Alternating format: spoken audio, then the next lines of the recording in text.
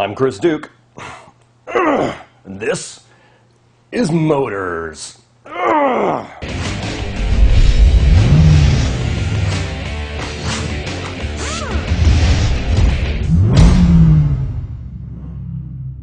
When it comes to aftermarket brakes for your vehicle, there's a lot of different choices out there. You can go bigger for more stopping power, or you can simply upgrade what you've got to something that performs better and looks more aggressive.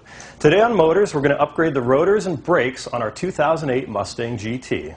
We got a hold of some new Stillen Sport rotors and brake pads, which provide more bite when cold and extra cooling when they're hot due to the cross drilling and slots that are cut into the rotor. This is something you can do yourself with just a floor jack and a few simple tools. Let's check them out. The brake upgrade kit that we got from Stillen comes with these zinc-plated front and rear replacement rotors that are drilled and slotted, and these brake pads that are made from a high-performance semi-metallic compound.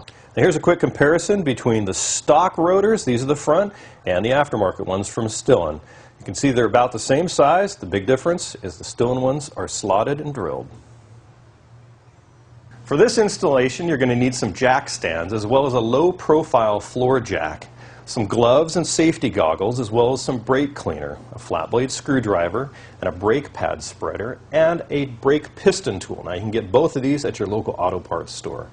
Some socket wrenches, a breaker bar, a torque wrench, various sockets and extensions. Use a breaker bar to break your lug nuts loose.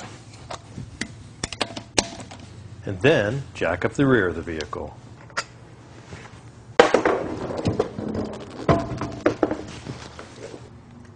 To remove the brake caliper, there's a 13mm bolt on the top, and there's also one down here on the bottom. Then after you've done that, you're going to grab a 15mm socket, remove this bolt here, there's one on top and one on the bottom, that's going to get rid of that bracket.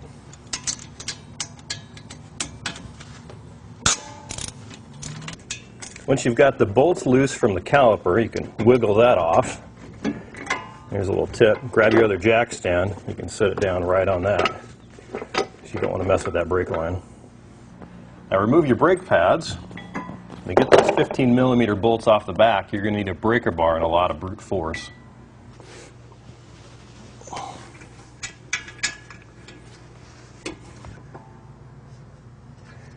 And get that last bolt out, and then you can remove this caliper bracket.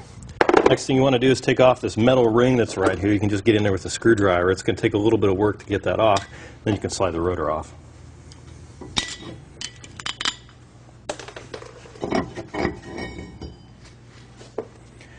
Put on your new rotor and then reinstall your caliper bracket.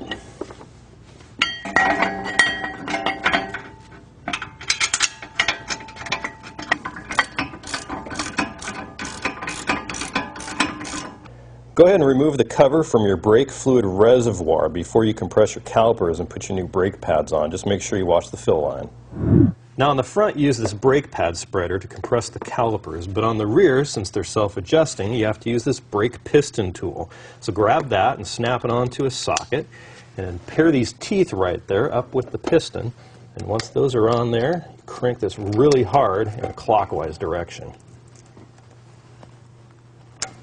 Now once you've got everything put back together, you're going to take a look at these rotors, and they're going to look pretty nasty from a bunch of grease and fingerprints and stuff. So put down a bunch of towels and get some brake cleaner, spray that off, and turn this as you go so you can get it nice and clean all the way around.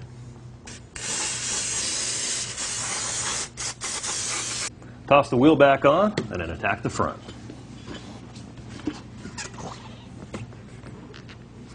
Jack up the front of the car under the K-member, which is located directly behind this front tire. Then take a jack stand and put that underneath the front.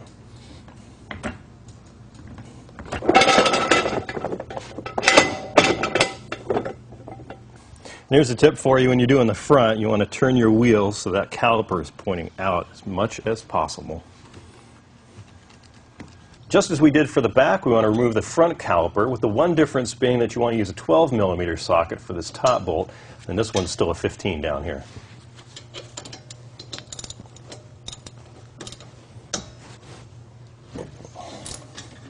Pop off the 2-piston caliper up here on front, and just like we did in the back, you want to set this aside on a jack stand.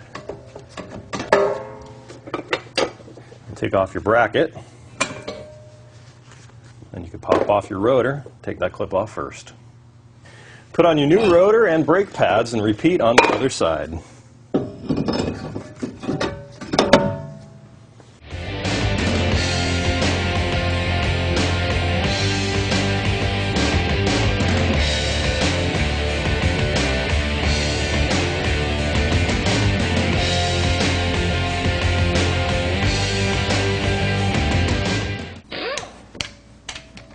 After torquing your lugs and checking your air pressure in your tires, you want to perform the bed-in procedure as recommended by the manufacturer.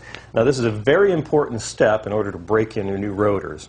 Now, after you've done this procedure, you need to take it easy on your new brakes for the next 500 or so miles.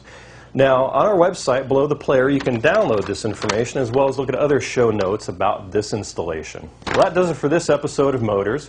For more information on Stillen's products that we installed in this episode, head on over to www.stillen.com. And for more episodes of Motors, of course, go to motors.tv, where you can chat it up on our forums and take a look at all sorts of other information below the player at our website.